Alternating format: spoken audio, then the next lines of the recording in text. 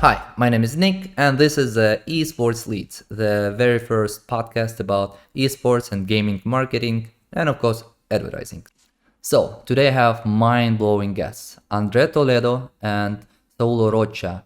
They are executive creative directors in the creative agency DAVID Madrid, and it's one of the best creative agencies in the world right now. These guys are outstanding. In general, David as a network has offices in Miami, Sao Paulo, Buenos Aires. They just got the fifth one. And every year they're winning so many awards that they need a separate garage for all these things. And we will talk a lot about the partnership between Burger King and Stevenage Football Club and two amazing campaigns that these guys created at David Madrid. Please welcome my guest. Yes, guys, just to start, this quick question about for how long do you guys work in advertising? Because to explain my audience, ECD and creative agency, it's basically top-notch creatives who manage the agency, they present to the client, they do the whole thing from the briefing, from the getting the ask from the client to the production. They are in lead of creative process. So guys, tell me pretty quick where you've been before, for how long do you work in advertising, and yeah, just a few things about your journey. Cool. So I have been working in advertising for more than 10 years. I would say around 13 years, actually. I started working in Peru. I'm from Peru. So I started working there as a copywriter and then senior copywriter for around 6, 7 years. And in 2014, I moved to Madrid because I had the offer to work at Lola. Lola is an agency part, now it's part of the Mullenlow network. It's one of the best agencies in Europe, in Spain, and one that I really admire. So I got this offer, and it's like I need to go there. So I moved to Madrid. I started in Lola. That's where I met Saulo. We were not team at the beginning; we were just friends. And some years after, we became a team. And 2 years ago, actually a little bit less than 2 years ago, we moved to we moved to Madrid, but we moved to David to start David Madrid. That is, it is the first European office of the David kind of boutique network. You know that we have an office in Miami, Sao Paulo, Buenos Aires, right now Bogota. That is the new one, just opened 1 month ago or 3 weeks ago. So it was Pandemic. definitely, it was a super interesting challenge, but at the same time, there was a lot of pressure there, like because the kind of legacy of David, the great work that David Miami did for the last 10 years, did and is doing for the last years, and the same with Sao Paulo and the same with Madrid. So it was a great opportunity, but it was okay. There is some pressure here. Yeah, I can understand you guys. And like for people who maybe don't know David in general, the network, these guys, one of the best creative agency right now in the world as a network, and separately office Miami, office San Paulo, and Buenos Aires, Madrid. They all doing great with the clients like Burger King, like Twitter, like Budweiser, Heinz, and there are many projects that won so many awards that you won't be able to find a good shelf to handle it. And these guys making a lot of great stuff, and we will talk about a few projects soon. So yeah, thank you, Andre. So Yeah. Okay. So I've been working for a bit more than 10 years as well. So similar time compared to Andre. And I studied in Brasilia, actually, which is the capital of Brazil. Most of you guys know that information, but it's not a city that's known for, like advertising. When you think of advertising in Brazil, you think of São Paulo, right? yeah. I mean, that's where the main agencies are located. But funny enough, like Brasilia being the capital, there's a lot of, public government communication going on. So the big offices, the big agencies, they usually open offices in Brasilia so that they can work with the government.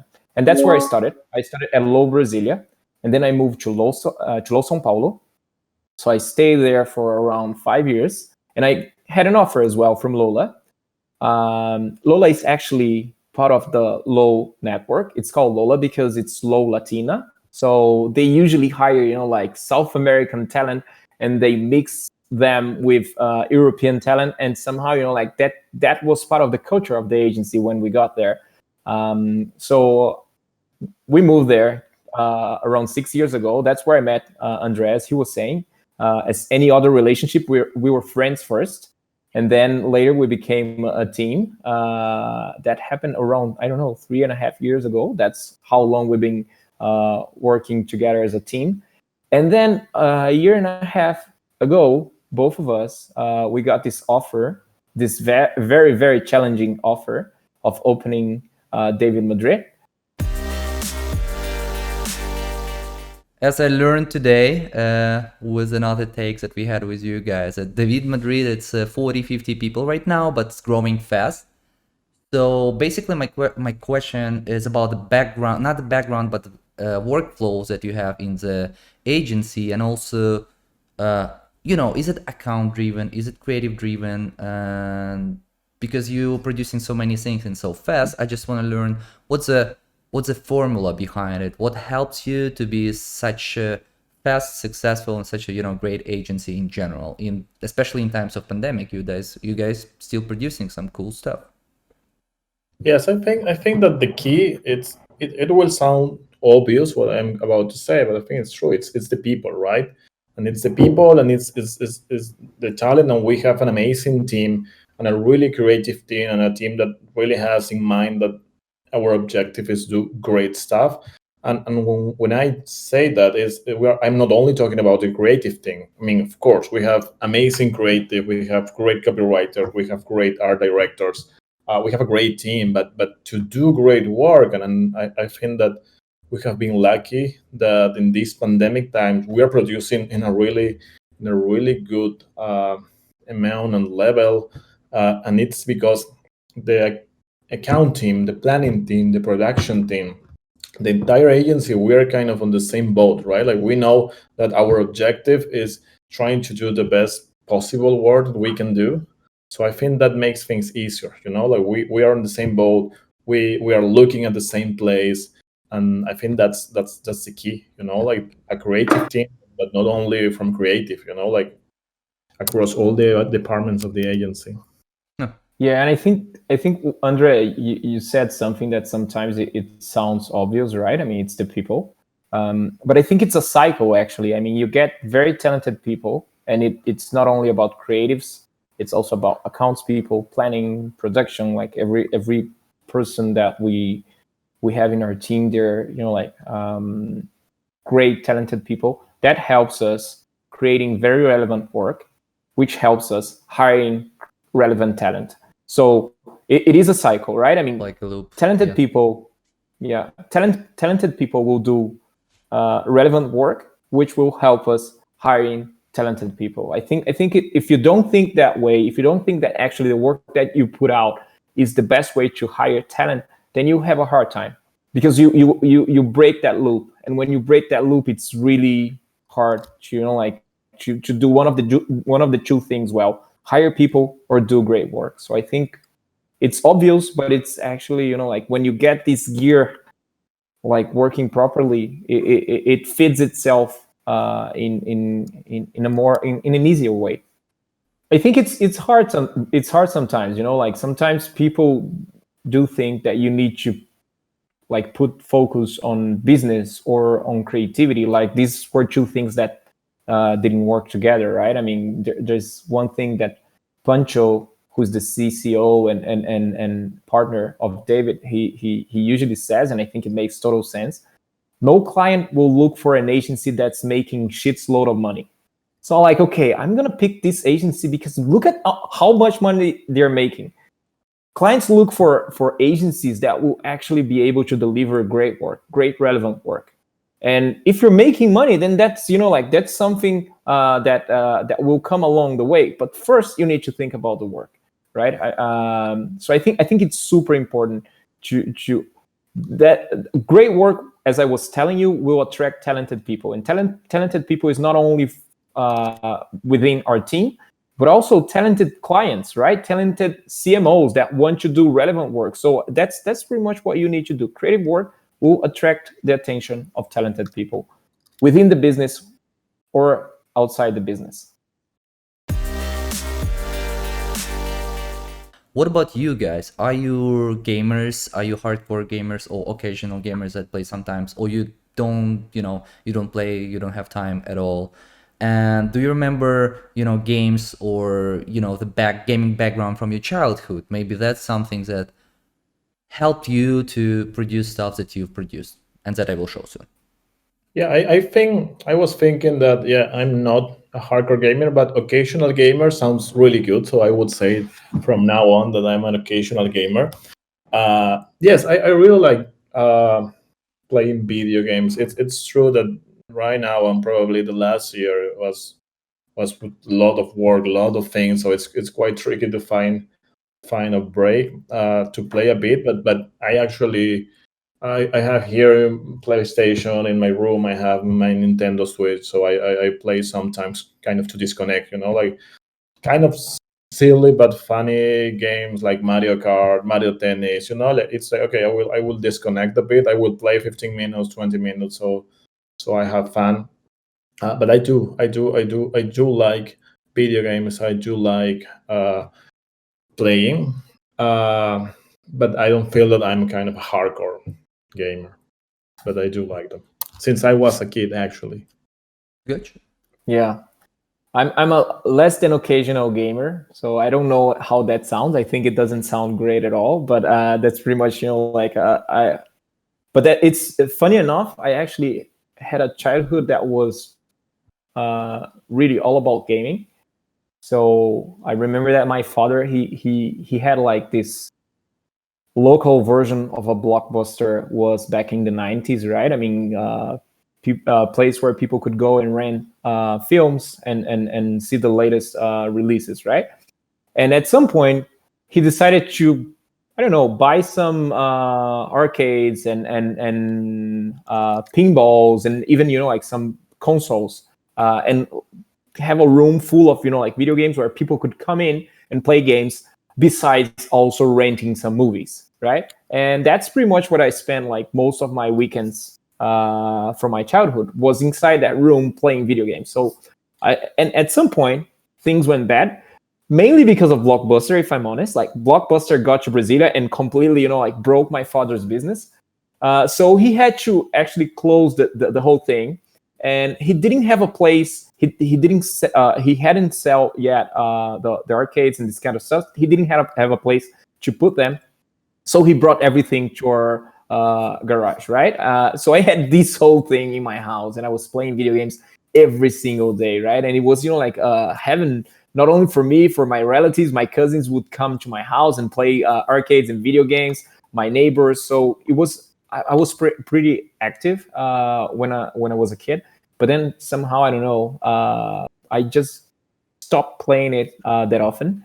And right now, if I think of video games, it's mainly something that helps me disconnecting when, like your mind is super busy. So I have a Switch and I have like very basic games on my Switch, like Donkey Kong or Mario Kart or, like Mario Party. This kind of stuff that you don't need to overthink to be playing. I mean, they're all cool, but you don't need to overthink. It's only, like you relaxing. And that's pretty much my routine in gaming these days. Thank you guys for sharing. And that's basically leads me to the second question about clients and gaming in your everyday life right now. So do clients ask you more about gaming and esports? Do you see something specific about gaming in briefs that you are getting? I think that with clients now it's a bit easier to kind of present gaming ideas because they already know, right? Like this is a big thing, and this is and in my opinion this is not kind of a quick trend. So I don't know, like some years ago, presenting a gaming idea to the clients, it was like, okay, it's cool, but I don't feel that comfortable. But I think all of the clients that we have right now, I think they really get that this is a thing and that is a really powerful way or powerful media to connect with people, right? Especially with young people. Mm-hmm. So in that sense, I would say that it's not that hard, at least. But of course, it depends on the brand that you are working. right? In our case, with Burger King, with Milka, with Halls, and some other brands, it's natural, the connection, right? Like it's not forced. So yeah, that's Yeah, and I think that even I mean it's a very recent phenomenon where clients are actually pushing you to do ideas for gaming. Of course, not every single brief can lead you to an idea for gaming, but the conversation is happening, and it's happening much more often. It's funny, Andrea was mentioning, like with Burger King, it feels such a natural connection. But this is also something that has been that we've been developing for years. So it's not like like it's been always there.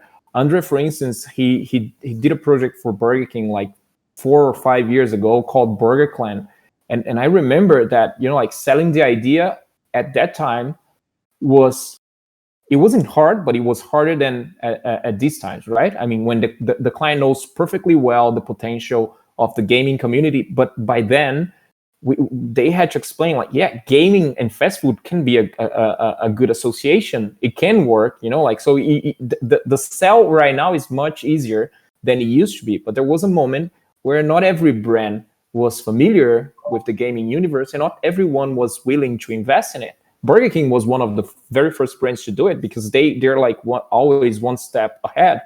But and that helps us these days because other brands saw that they went in there and it worked. I want to do the same. So getting to the big one, to the project that I want to discuss with you guys, and it's a Burger King Stevenage challenge.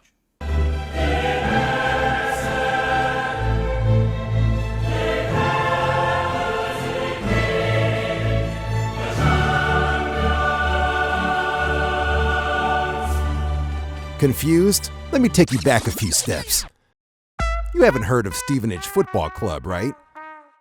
Well, neither did we. But we realized that even though they were at the bottom of England's 4th division, they were going to appear in the same video game that all the expensive players were going to be in. And that's when almost 2 years ago, we decided to sponsor Stevenage. Because if we put our logo on their real shirt, FIFA 20 would have no other choice but to put us in their game. Introducing the Stevenage Challenge. We invited gamers across the world to choose Stevenage in any game mode, sign the best players for the team, and play with them. For every goal that they shared with a football star on Twitter, we gave them rewards. The news took the gaming community by storm. The best kids in the game, the Stevenage, they had Burger King as their sponsor. Oh, Lawrence! Oh my God! Football food, what could possibly be better? Il est trop beau, les gars, vite! Just like that, our small team in real life turned into the biggest team online. And the best players in the world were playing for Burger King without being paid a single penny.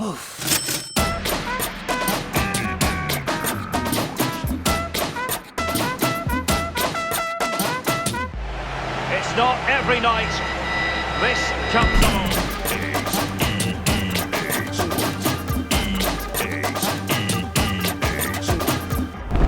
Sports. It's in the flame.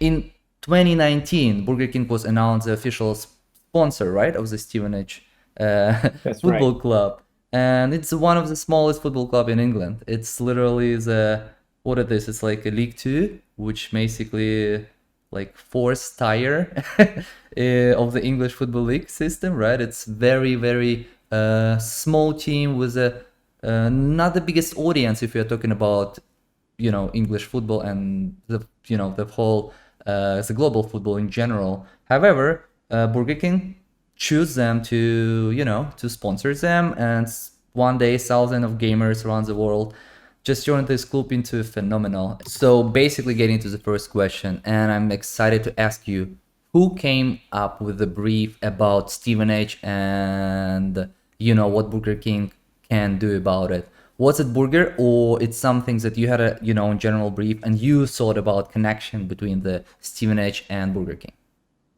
Yeah, it was more like that second thing, like in the end, we have been working for Burger King for a while.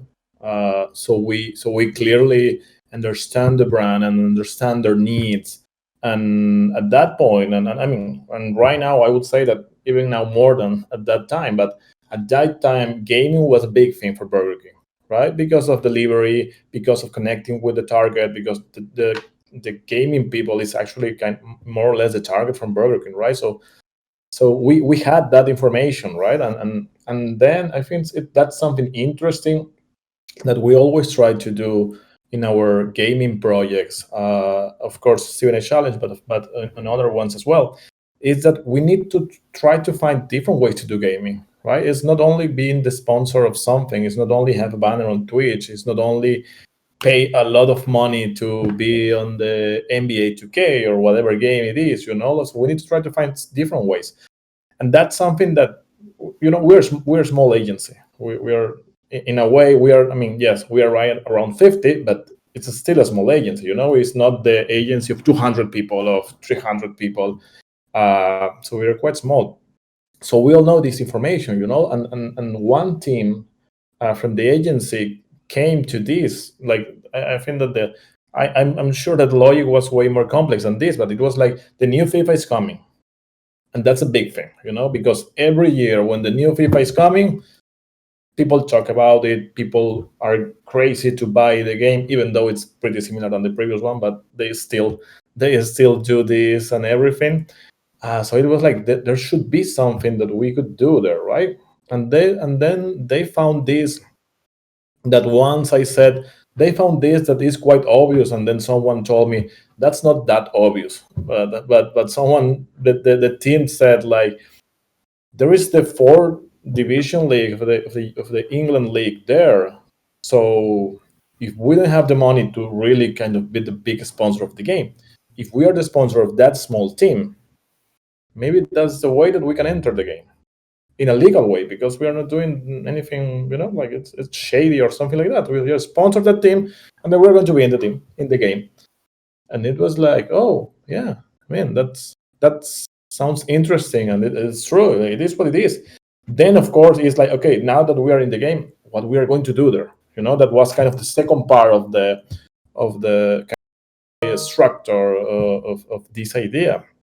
But it was like that, and it was like, yeah, I mean, that sounds obvious, but it's not that obvious. So that's when the team and the entire team started working on what's that team, and then we found Stevenage. They were a small team for England division that they didn't have sponsor at that time. So it's like, wow, maybe those are our guys. This is crazy. And just to add a little, that explain that FIFA is a popular gaming title in general, in esports too. And yeah, you have many different teams, and of course people like to play, famous teams like Real Madrid, Barcelona, Bayern, and others. However, you can play whatever team you want, even like from the League 2 in England. And it's amazing that in the game you are able to build your own team. So even if you pick, whatever team, you can buy and sell different players. Like in your team you can have Neymar, you can have Mbappe and other players. And that's what people did with the Stevenage Challenge. They started to build their own teams with famous players that play for Stevenage. It sounds like an esport activation, right? But it starts very analogical, in my opinion. It starts with a sponsorship, with a football sponsorship, which is, like one of the most traditional ways of advertising. So I think that is what, in my opinion, is super interesting about the idea. And it actually kicks off a partnership between the brand and the team. So it is a win-win situation. This team that no one knew about, it started like gaining instant reputation amongst the gaming community from one day to the other, which is super impressive. So it does feel like, like this is a gaming activation, but we recall that even when we launched the sponsorship, it became news. Like, what is Burger King doing is sponsoring a team in the 4th division of England football, right? So people were curious. And it was funny because we were not ready for that PR at that moment. We weren't. We were like, we're preparing something here. We're not there yet. And people were already talking about it, which was, like kind of that's interesting. So it starts off well, right? And I think that what's super interesting, as you were saying, this actually engaged the gaming community in a way that maybe we thought it would be a hit, but we didn't know how people would embrace the idea. I think one of the things here is the fact that just like Burger King, Stevenage is the story of the underdogs, right? They are the underdogs. They are maybe the smallest team to get into FIFA. So it's much more challenging and it's much more engaging to try to make that little team a thing than just, like getting, I don't know, Manchester United or Real Madrid to win the Champions League. Like that's a given, like you're not doing a big effort. So what we did here was, like bring the underdog to the spotlight and try to engage people to do that. And I think this is also a quote from Fernando Machado, who is the CMO of Burger King. And when he was talking about another idea, which was Whopper the Tour. I'm not sure if you guys are familiar with the idea. So the idea is that if you download the app of Burger King and you order a Whopper from a place around the McDonald's restaurants, you get it for 1 cent. And he was saying it doesn't make sense. People spend money of gas, they spend their time to do that. They're not doing it because of the free or almost free Whopper. They're doing it because you gave them an entertaining thing to do. And that's what we did here. People didn't score goals because of the Whopper. They actually did it because it was fun to just get the smallest team in the game and beat Real Madrid with goals of, like these famous players. That's what engaged them. So I think this is, like one of the very strong parts of the idea is the fact that you could actually try to do it with the Stevenage players, but you could hire famous players to do it. This is something that we kind of saw it coming, right? We were like, if we're going to challenge people to score goals with the Stevenage, people will naturally hire the best players in the game. And when they tweet it, we're going to have our logo on the chest of the most important players in the football universe. So it all, like this, we foresaw that, but we didn't foresee how popular this would be and how people would engage with the idea.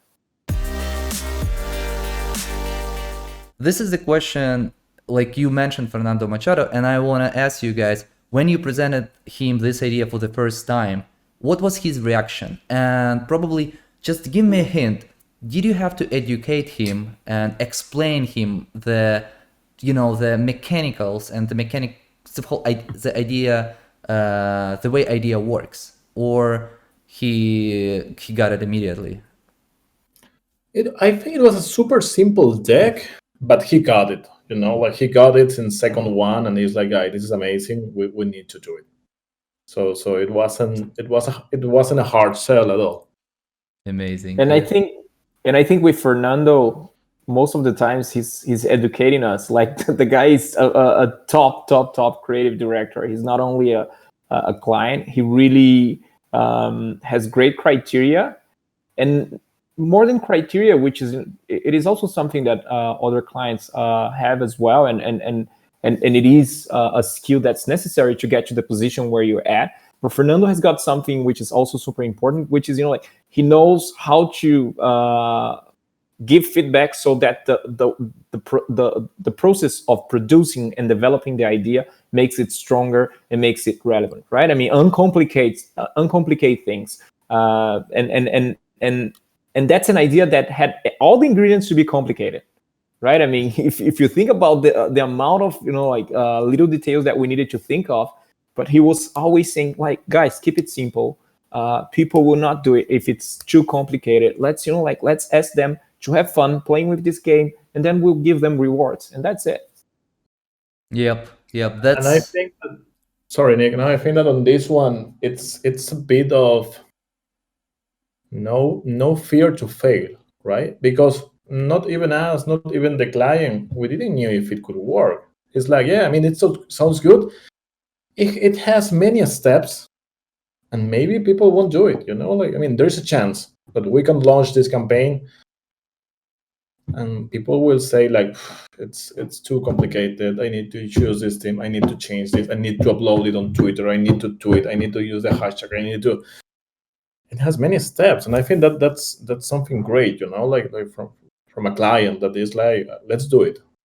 If we fail, we fail. But let's do it. We will never know if we don't do it, right? So I mean, and that's something that sometimes these kind of ideas has, when you are so sure that it's going to work, maybe the idea is not that good. Yeah, maybe that's why Fernando insecure that I don't know if this is going to work. Maybe I know, like maybe it's not going to work. Maybe the client will be mad. When you have that feeling, is when you have something really interesting on the table.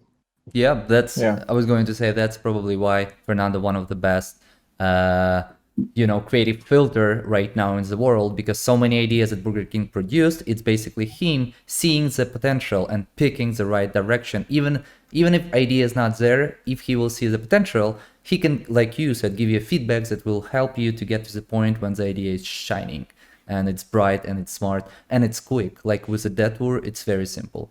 With the Stevenage challenge, the mechanical parts could be considered complicated, but when you get to the pure idea, it's actually very simple.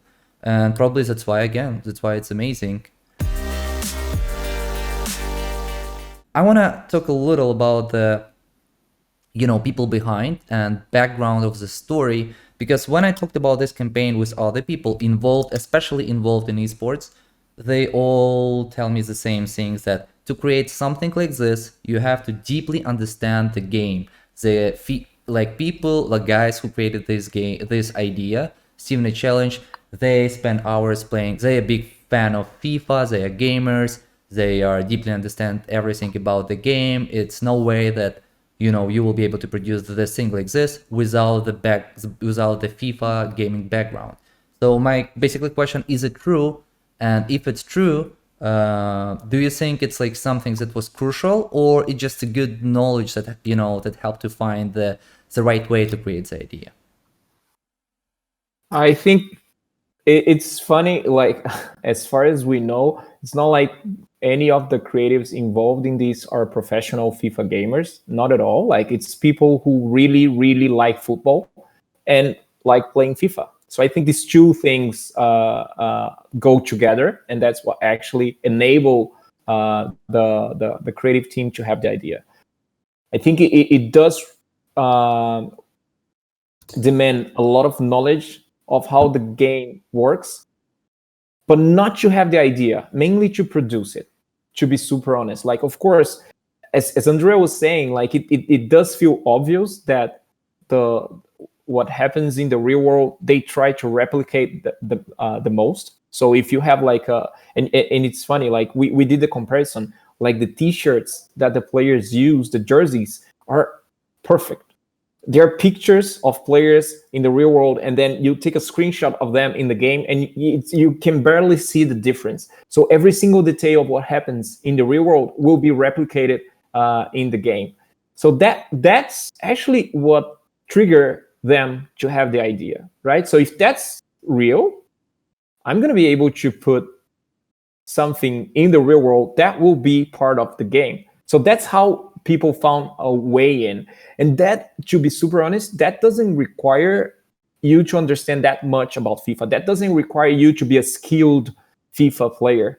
That's just, creativity and cleverness at a very high state. So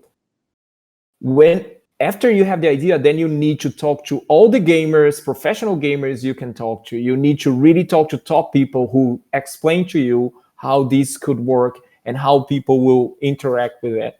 But to have the idea, I don't think we have a pro gamer in the agency. We have a lot of people who are curious and who are looking for ideas everywhere. And that's how an idea like this is born. Thank you. It's a good answer, really.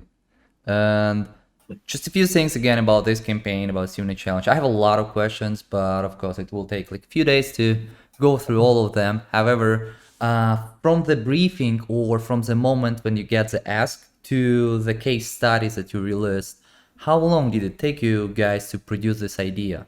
It was a big process, and actually I remember that when FIFA launched the game, we were kind of excited but nervous at the same time, because what happens if for any reason the logo is not there? Like, I mean, that could be an option. Maybe, maybe we understood something differently. Maybe the logo is not there.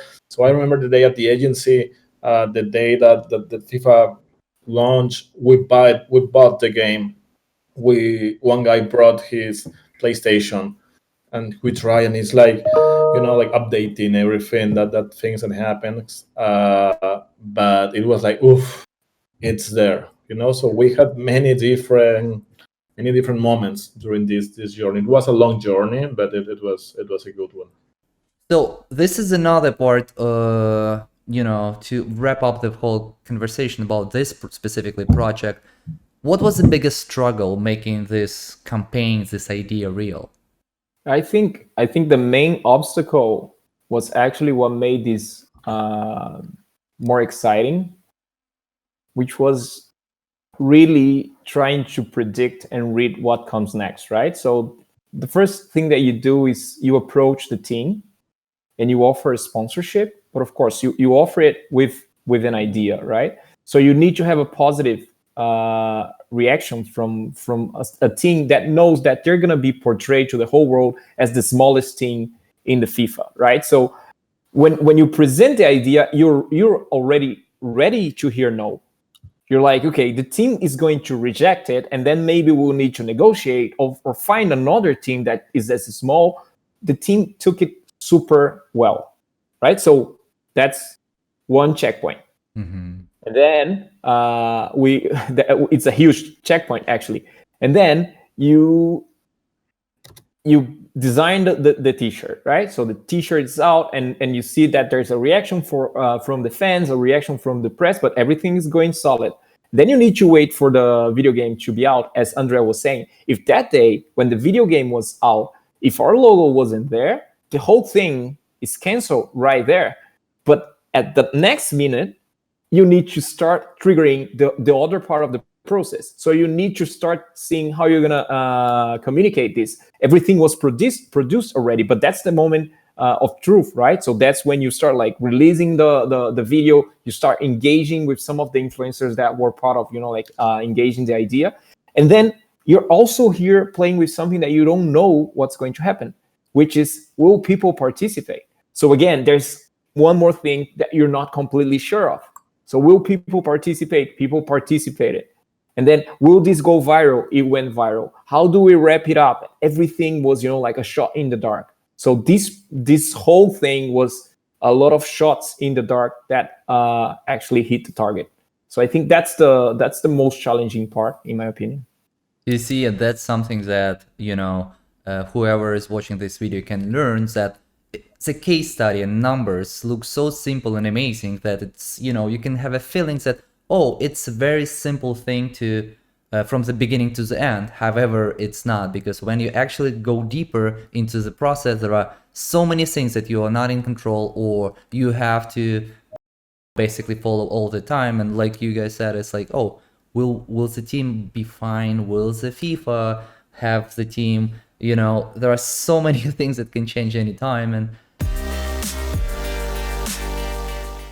did you guys were surprised when you see how huge the game became, how huge the campaign became in 2 days, probably? That when, it was the most trendy thing on Twitter, then Twitch, FIFA section was full of Stevenage challenge. Was it a surprise for you, and you were like, oh, that's what we assumed?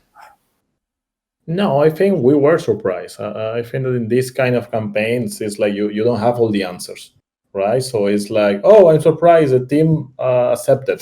Oh, it was a journey with a lot of surprises, and yes, when we launched, when suddenly people start being part of this and sharing this and having fun of this, and in many countries at the same time, because it started small, but then it became kind of a global campaign. I mean, with this activated in the most important market from Burger King.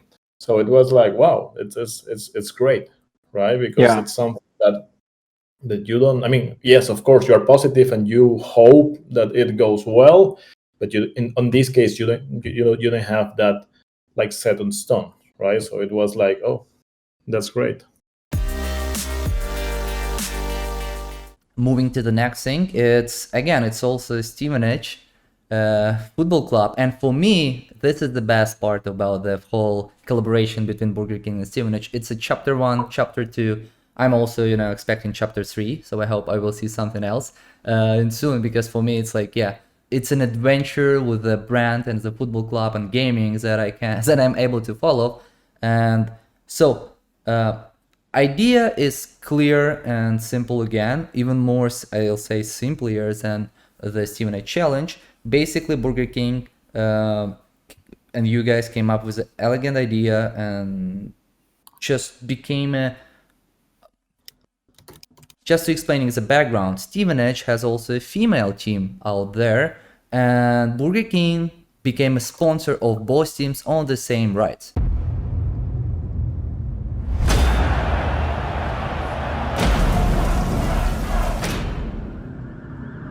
They have absolutely no chance.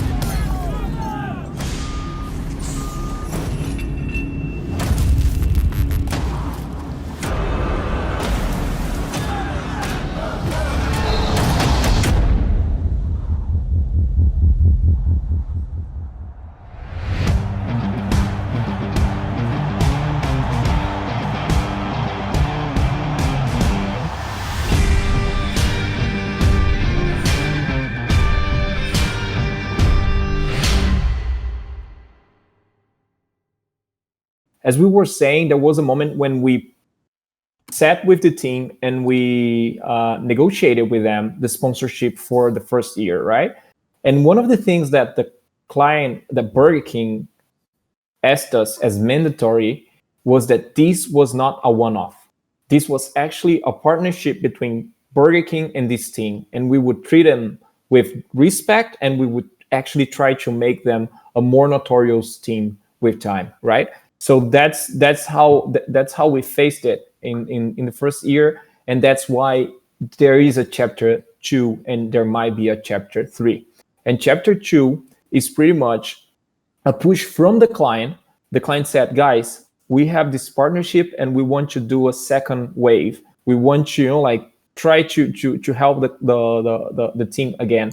And that's when the very same creative team start investigating about Burger King, trying to see about Stevenage, trying to see what's the second opportunity that we have here. And they realized that actually let's not use the sponsorship that we have active with them, because these guys are doing fine. They have a new reputation, they have the money of the sponsorship, and they found out that the girls were just the opposite, that they didn't have a sponsorship, they didn't have the right support or whatever. So this became a brief, right? I mean, the way that we investigated it actually became a brief. What can we do with that? And that's where the idea comes from. So, okay, we're going to sponsor them on the same terms, same conditions as we do with the men's team. And that's what's new. It shouldn't be new, but that's what's new, and that's what's bold, and that's what's disruptive compared to all the other sponsorships that happen out there. And that's what became news. So that's also something that went viral and people talked about. That's a very good way of summarizing the idea. And if you think about it, it's just one part of the idea. It's not the main idea. It's just a trick to bring the attention to what we're doing, which is much bigger than just changing our logo. Yeah. It's how you put the spotlight in the right place. It's not about the change of logo. It's actually what are you doing that's behind it. So it not only makes sense, it's not an idea that's based on a wordplay. That's not what we're doing here. It's not a wordplay. This is just like a resource to bring the attention so that people see that we're doing something big, much bigger than that. Thank you. Yeah, that's how I see in general, the Burger Queen and specifically this chapter 2, let's call it chapter 2 as for now. It goes beyond the sport and FIFA, because it takes the real problem and, like you said, with a spotlight on it. And it's not about football anymore. It's not about sponsorship anymore. It's about the whole problem that we have right now with the sport teams, and especially for small teams. Like at the beginning, Stevenage is a small team. So what we can say about female Stevenage team, it's probably even less smaller. And like you said, without sponsors, that's why this, again, subjectively for me, it's the biggest part of the idea that makes it so strong. It's like a punch that you, at the beginning, you just see the, like the top of the iceberg. And then when you think about it, you're like, oh, this is way more, deeper and bigger than I realized just a second ago. So we talked about 2 great projects today, and what do you think, what you can say to brands, agencies, brand managers who are looking to produce ideas in gaming and esports? What will be your main advice? And there are some great pieces that we already have, like, it's not about mechanicals, it's not about understanding the whole things about esports. The idea is the king, it's always the main thing. But maybe there are some things that will help, especially esports organizations to engage more brands and different brands to start thinking in this way. So I think I'd have like some advices. The first one is to actually understand where you're getting into.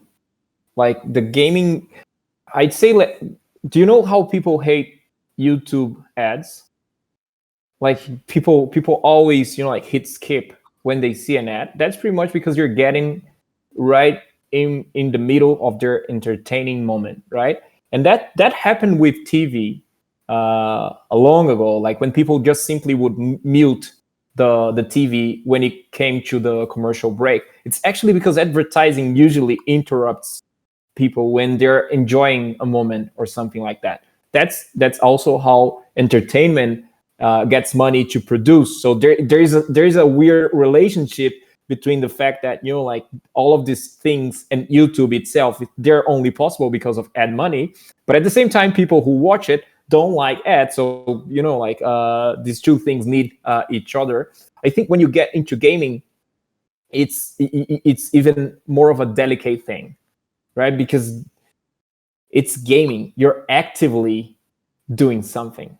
So if you're gonna get into the universe, you actually need to find the sweet spot where they're going to want to interact with your brand, and they're going to be engaged by whatever it is that you're doing. So I think you need to understand that it's not going to be easy. It will probably involve some sort of risk. But the good thing about the advertising in the gaming universe is the second part, which is sometimes you don't need to invest a truck of money into an idea. You can actually find ways of doing it with less budget, because you're gonna be talking to very passionate people. So it is people that if they like what you're doing, they're going to engage with it, they're gonna produce content for you, and they're gonna have a positive sentiment towards the brand. So there is risk, of course, but sometimes it doesn't involve a lot of money. So these two things might complement each other. And we said it already. Don't go into gaming just because. Find a reason within your brand, within your company, that actually allows you to be talking to this audience at this moment. As you said, it doesn't mean that only cool brands can be in gaming. Not at all. Like you can have an insurance company and still have a relevant message to talk to gamers, because gamers are also people. They're also they have their regular life. It's just a moment of entertainment for them, but they still consume all kinds of products. You just need to find the right way to communicate, the right message that you need to say, so that it doesn't feel just flat. It doesn't feel like something that people will not pay attention to. So these are my advices. Thank you, Saulo. Yeah, it's a great advice. Thanks a lot. Yeah, and I know that you have to jump off, and sorry about that. Yeah, but I'm glad I will have time to talk a little with André about a few other questions. But thanks again. Thank you for joining me. I hope I will see Stevenage Challenge Part 3 and Chapter 3. That's something that stuck in my mind. There should be. Yep. From Stevenage, I learned two things. One that is related to gaming, the other one is not related to gaming. And the first one is that you don't need to know anything. Like gaming is evolving every day, and it's fine if you don't know it, but you need to work with the one that knows that.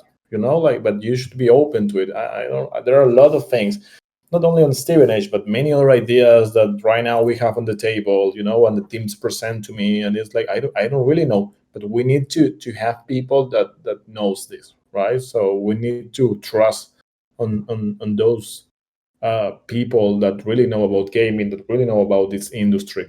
So that's totally fine. You don't really need to understand everything on gaming, but you need to be open to learn and to trust on others, right? That's one thing that is related to gaming, and the other one that it's something completely related to Stevenage challenge, and is that sometimes you need to believe, that you can make these things happen. And I think that sometimes to all creative directors happen that some team present you an amazing idea, but it's super complicated, and it's like, oof, guys, now I think we should. It's too complicated. It has too many steps. We need to look of this that we need to do. And sometimes, and I mean, of course, I'm part of that as well. We are like, no, it's cool. It's super good idea, but let's find a new one because it's too complicated. And I think that Stevenage was the proof that those kind of campaigns can happen, right? It was super complicated. Yes, it was super complicated. It was a really, really long journey, but at some point, we believe that, okay, let's give it a try. Let's try. Let's find a team. Let's contact that team. Let's sell the idea to that team. Let's do this. Let's do that. It's something, and suddenly, after 1 year of working on this, it's like, wow, this is out, and it would really made it happen, right? And I think that sometimes we kill some ideas because we believe they are too complicated, and that it will not happen, and probably it will not happen. Yes, but probably it will happen. And I think that's something that I learned on this project that is not related to gaming, but is related to advertising, and I think that it's good to have the mind quite open because these things can happen. Yeah, and more things are coming, more changes we will see. And like you said, was going step by step, trying and just seeing like if you making it, if it still makes sense, if it's still rolling, that's the way to get to the point when, okay, we got it, and the things that we got, it's solid and it's huge. I want to ask you, a little bit open questions that there are many things that you can answer here, but what do you think advertising can learn from gaming and esports, and vice versa? What do you think gaming can get from advertising? Because we live in a time when big brands and huge publishers and esports organizations, they working together, and if you like in a huge scale, a few years ago, the sponsorship, to think about $1 million sponsorship, it's something amazing. It's something that never happened before. Right now, it's getting to the point when 1 million, it's not even, something that you will read about on Esports Insider or Esports Observer. So the question is, what do you think we can learn from each other, like advertising for gaming and gaming from advertising?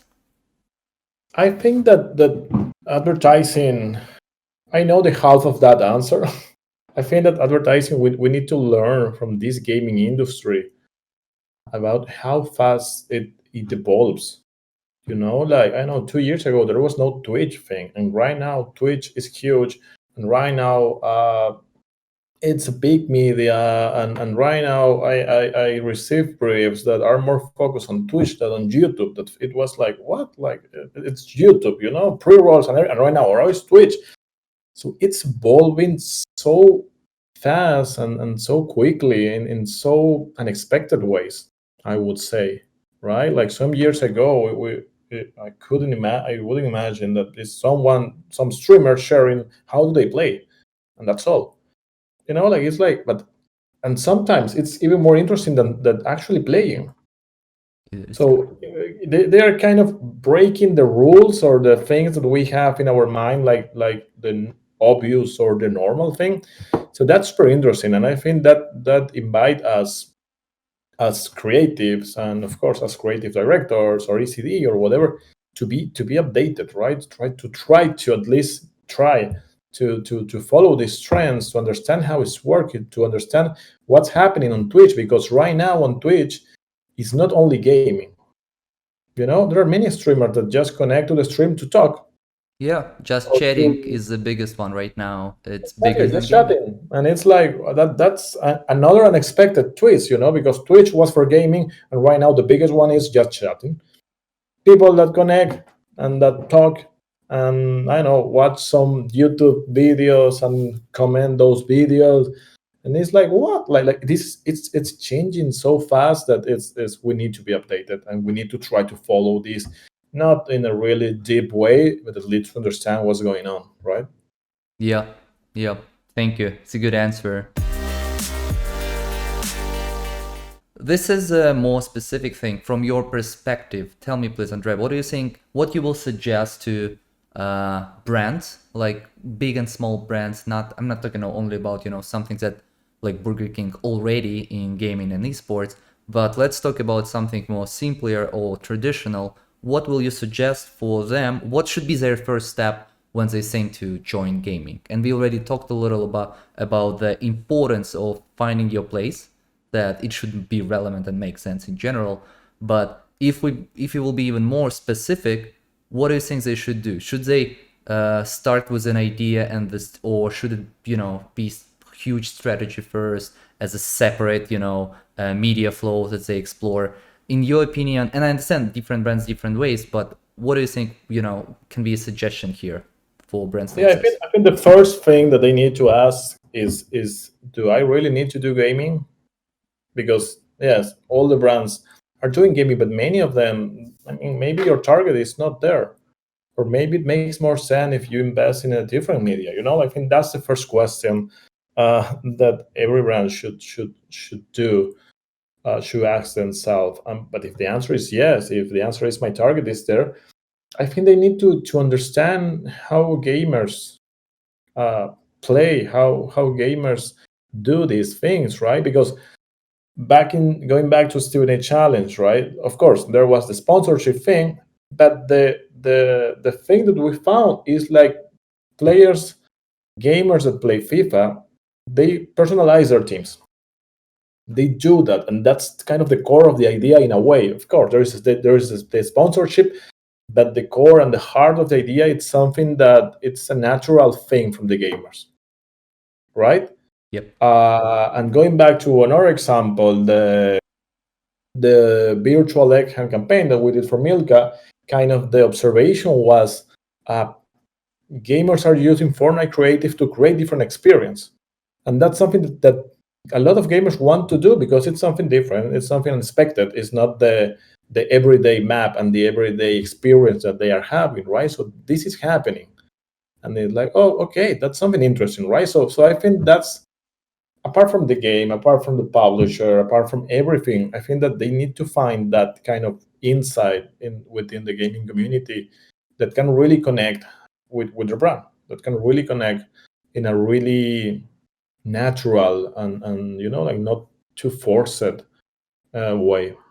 Yep. And I just want to add to your main thought that it's fine to just go with the sponsorship. It's fine to just put your logo. However, you guys showed the great examples that with the creativity, with the projects like Stevenage Challenge, you can do something even bigger, buzzier, and just outstanding, award-winning, with the different budget and without just appearing as a sponsor. It could go beyond an idea, can help your brand to basically stand out. And right now, like, we know some brands in gaming that already there, like Coca-Cola, like Visa, like MasterCard too. They all and Mercedes, they all do gaming and esports for a long time. And Burger King also was one of the first one. However, right now we put Burger King on the same shelf with the brands who do esports and gaming for 10 years, 5 years, or